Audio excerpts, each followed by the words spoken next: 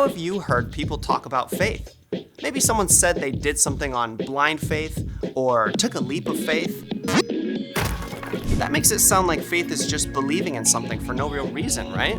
But the faith that Jesus talks about, the faith we see in the Bible, it's something completely different. See, faith is about trusting in something you can't see because of something you can see. We can have faith in God not because we can see Him right now with our eyes, but because we can see what God has done. We can see that when Jesus died, rose again, and returned to heaven, there were only a few hundred believers. But now, almost 2,000 years later, more than 2 billion people follow Jesus. We can see the incredible, intricate way that God created everything, from a single leaf to the way our planet is perfectly placed to keep us alive. Scientists say there's less than 1 in 1 quintillion chance of that happening. And we can see the way that people's lives have been changed by meeting Jesus. People like Paul, who hated believers, but became a passionate force for faith after he met Jesus. People like your family or friends, or even you, when God gives you peace on a tough test, or helps you be patient with your little sister. When you keep your eyes open, you can discover so many reasons for faith in God. And when you begin to trust in what you can't see, because of what you can see, God can work through you to change the world around you. That's why living out faith is an amazing way to worship God with your life. Because worship is about more than just singing loud. It's all about living loud.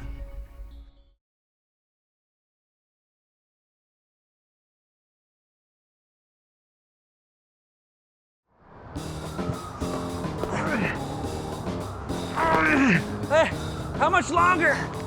Only 20 more floors until we reach the top. Then what? Then we send the signal. Wait, what signal? We talked about this back at the hideaway. What? This signal. See? Oh! Great. Now we're gonna have to use your signal. What? Your signal. It's in your utility belt. I think my utility belt's a little different. What? Can we use this, maybe? Why would we? Whoa! Sorry! Let's just go.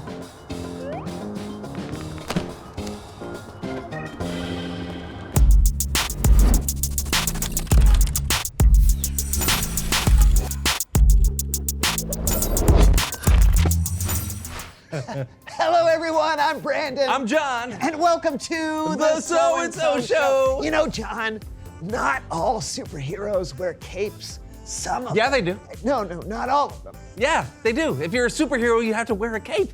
How else would you identify them flying, right? You're gonna think it's a bird or a plane. No, not all superheroes fly either. What else would a superhero wear, Brandon? Well, let's ask someone who knows stuff. Oh. Hello, citizens.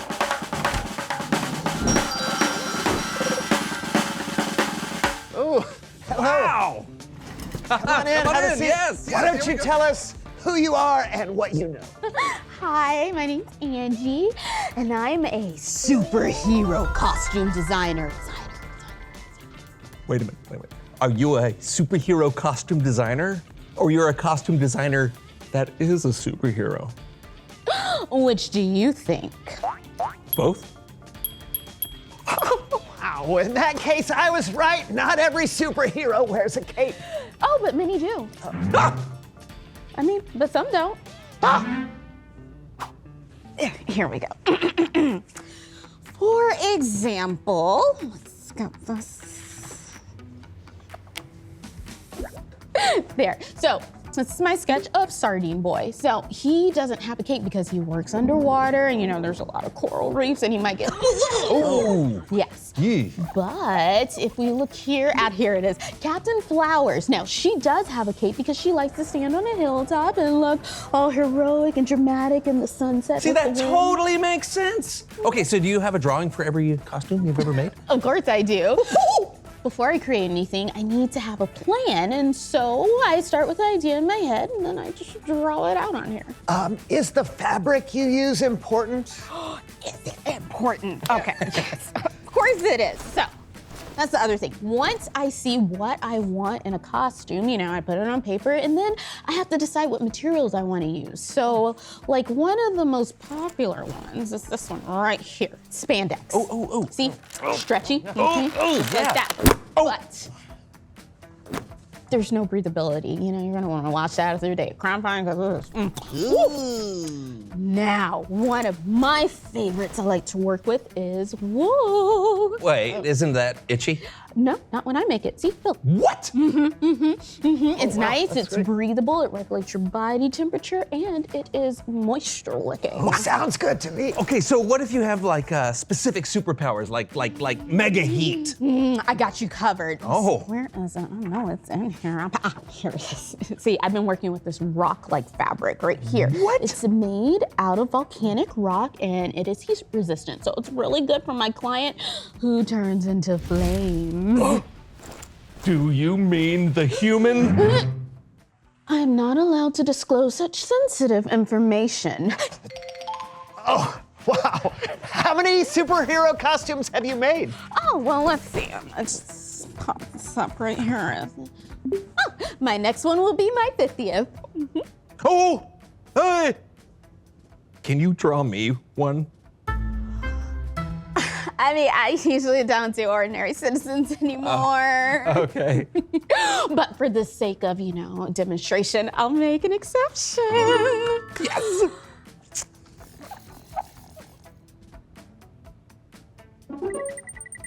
What are you? I'm making a plan. Oh.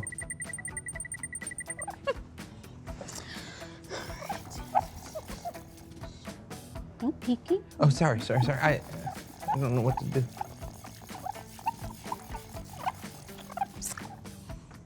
Here we are. It's, me. Yep, I call you Funny Couch Man. Oh, Funny Couch Man! He doesn't seem like a superhero. Oh, precisely. So, to the naked eye, he's just a regular guy lounging on his big comfy couch. It does look comfy. But in a world, he's more than that. He's the guy you come to when you need a friend. And he always has a funny story to tell that makes you smile when you need it most. Oh, that sounds like a superpower. Yes, I love it! It's amazing! It's stupendous. It's the most wonderful thing I've ever seen in my entire life, but it's only missing one thing. What's that? A cape. Yeah, that wasn't a part of my plan. Oh. Okay. But I'll see what I can do.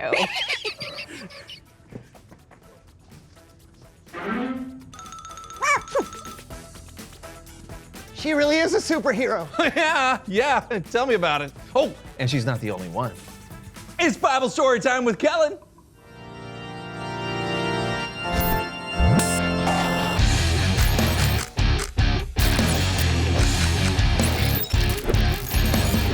Hey guys.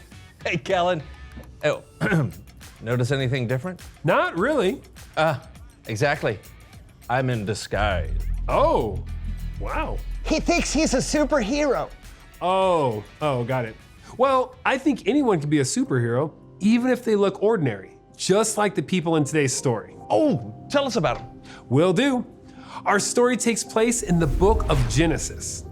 In the beginning, God created the whole world, including the people in it. People were made in God's image to be friends with God.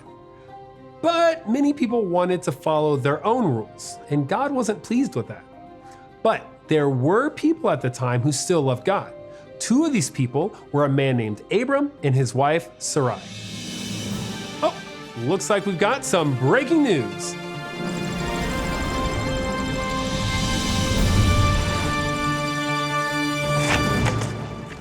Good morning. I'm Diane DeWitt, and this is the Ancient News Network, the leading network for the most ancient news.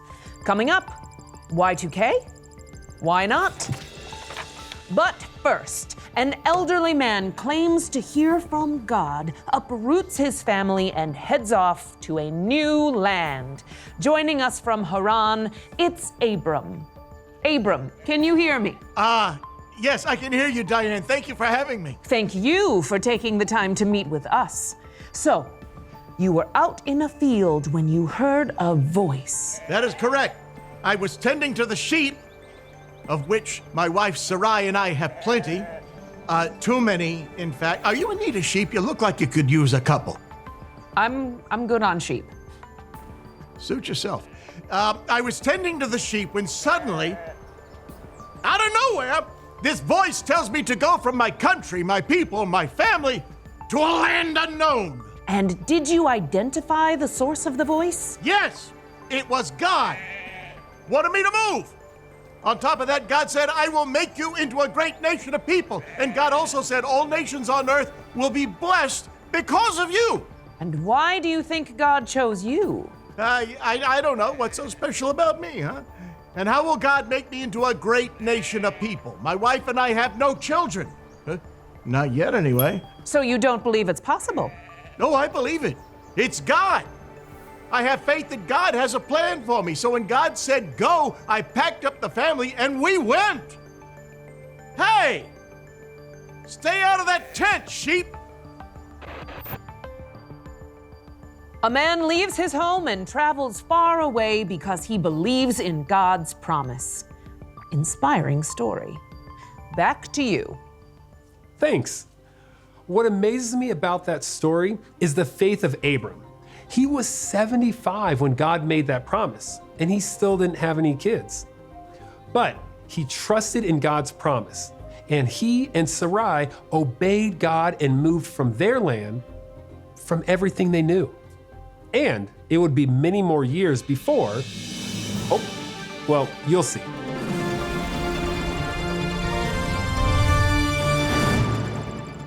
Welcome back. I'm Diane DeWitt for Ancient News Network. Next up, Humpty Dumpty had a great fall, and horses are unable to assist. But first, our story with Abram continues. Abram's taking a nap. You must be Sarai, Abram's wife. That's right. We've been together most of our lives. And together you've experienced many challenges, including moving to a strange new land. Has Abram been made into a great nation yet? No, and actually it's been many years since God made that promise to Abram. But God did appear to Abram again. God told him to look up into the sky and to count the stars. And did he? He tried. There were too many. Have you ever looked up at a clear night sky? It is breathtaking. God told Abram he'd have as many children as there were stars in the sky. That's a lot of diapers. Aren't you two a little old to have children? Maybe so, but Abram always believed God had a plan for us. There were times when I had a hard time believing, but now I know that God is faithful because here we are. Congratulations, you two. Thank you. You heard it here last. An elderly couple is going to have a baby and possibly a whole nation. Next time on Ancient News Network, Snail Mail. What's taking so long? The answer is not what you think. Back to you. Thanks. Sarai was 90 and Abram was 100 when God gave them their son Isaac. And like God promised, the whole world would be blessed because of Abram's family. Hundreds of years later, one of Abram's many descendants was born, a baby named Jesus. We may not always know what God has in store for us, but we can have faith that God's plan is good. See you next time. Thanks, Kellen. Wow, can you imagine having a child at 100 years old? Oh, well, I can, but I don't want to. It's amazing how God had a plan designed just for them. Yeah, like Angie with her superhero costume designs. You gotta have a plan. That's right. Abram and Sarai are kind of like biblical superheroes. Yeah. Okay, so what do you think their powers would be? Trusting God? What does that look like? Oh, that's a good thought. Hey, reveal the question. Ooh. What does it look like to trust God? You know, it can be obedience, like how Abram and Sarai went where God wanted them to go. Yeah, it can look like waiting on God's timing instead of, trying to make something happen. Yeah, sometimes when bad things happen, trusting God looks like taking a deep breath and saying a prayer. So what do you think? What does it look like to trust God? Yeah, talk about it with someone. And we'll see you next time on The So-and-so Show. No, the plant. Oh, look at that! I'm flying! Double color bird. Nah, that doesn't work either. I'm not feeling the You know what? couch You know yet. what? I think I like this.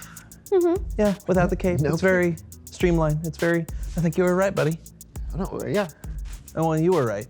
No, you were right because you designed it, but earlier he told me that everybody has a cape, and no, I said everybody has a cape, and then I think that one you hit me in the head with really changed something.